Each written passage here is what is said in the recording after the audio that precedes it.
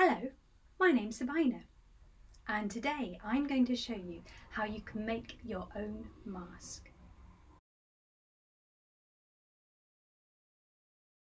So for this mask you'll need a balloon, a bowl, you'll need some flour and water to make the flour paste, some newspaper, you'll need some paint, a paintbrush, you'll need a mixing tray, you'll need some elastic or shoelace, and you'll also need pen, a sharpie and scissors. So firstly, blow up a balloon. This will be the base of your mask. You need to blow it up so it's a reasonable size. The mask has got to fit your face. Next, make your flour paste by mixing the flour and the water together. You don't want it too runny.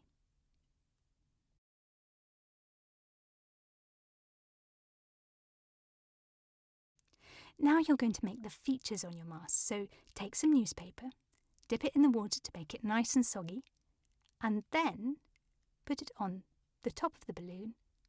I'm making an eyebrow. Because it's wet, it should stick to the balloon. It might slide, but if you put it near enough to the top, it should balance. Then I'm going to make a nose. I'm not going to make a mouth because I'll draw that on later. Now, papier-mâché. Dip strips of newspaper into your flour and water paste. Then lay them across the features on your mask. You want it to be nice and tight.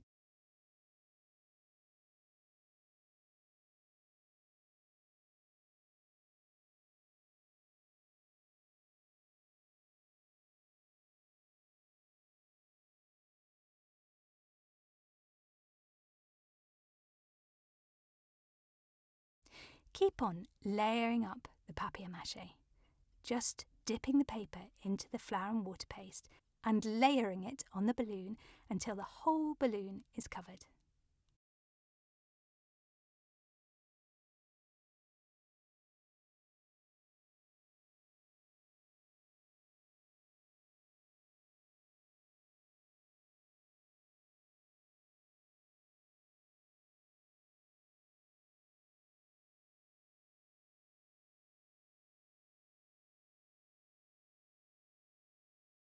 One of the bonuses of this method is you get really, really mucky.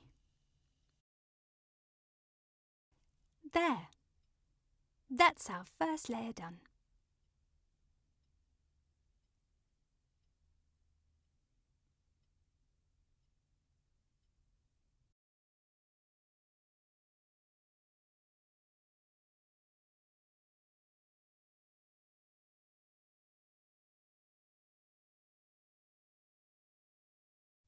You'll need to leave the mask overnight to dry, and then you'll need to add another layer the day after. It could be that you'll need 3 or 4 layers. You need to make sure that the mask is nice and strong without being too heavy.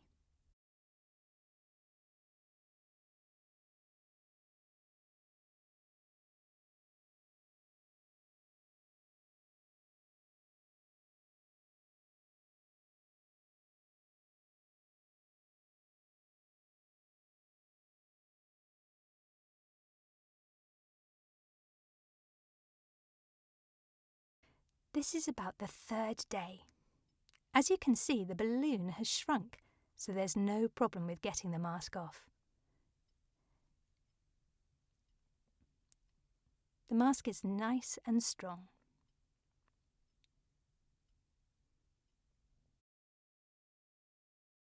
You can see around the edge it's very rough. I'm going to take that off with a pair of scissors.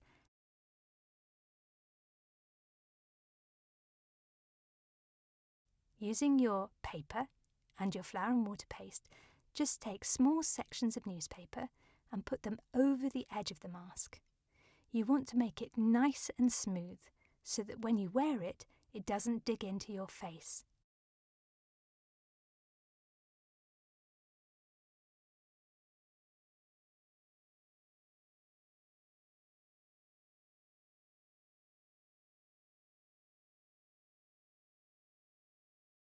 Now, painting the mask. You can paint the mask nearer to your own skin tone, but I'm going to paint it sunshine yellow.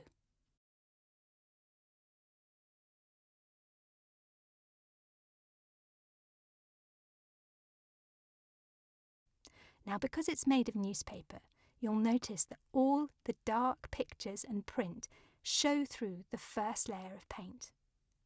You may need to use 3 or 4 layers to make sure that the mask is thoroughly covered.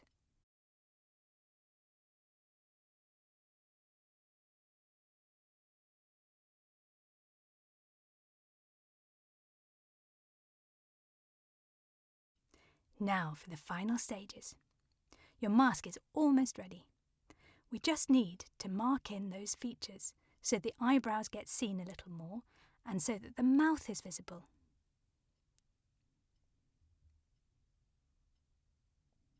I'm going to use a pencil to draw in firstly the eyes. These need to be at least as far apart as your eyes, and then the mouth.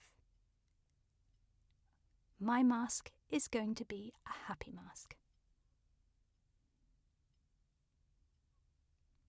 Now I'm going to fill in these features a little bit. I'm using a Sharpie, a black pen, in order to make the eyebrows really stand out. And again, I'm using a Sharpie to go over where I've drawn the mouth. Now I need to make the eye holes.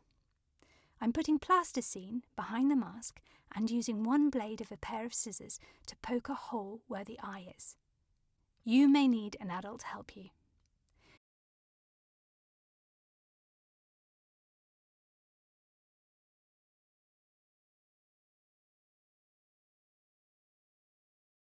I'm using a pencil to make the hole just a little bit bigger. Again, the plasticine will stop the pencil or the scissors going into my fingers and hurting me. Now for the final stage. I'm making holes for the elastic or the shoelace so that I can attach the mask to my face. Using the same method that I did for the eyes, plasticine, scissors and a pencil, I make a hole about 3 to 4 millimeters away from the edge of the mask. I tie the elastic through one hole,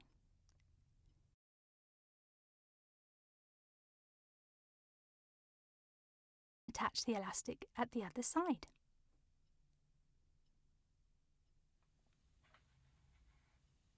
And there you have your very own mask. I hope you've enjoyed this session, and we look forward to seeing any pictures of your mask at Greenwich Theatre.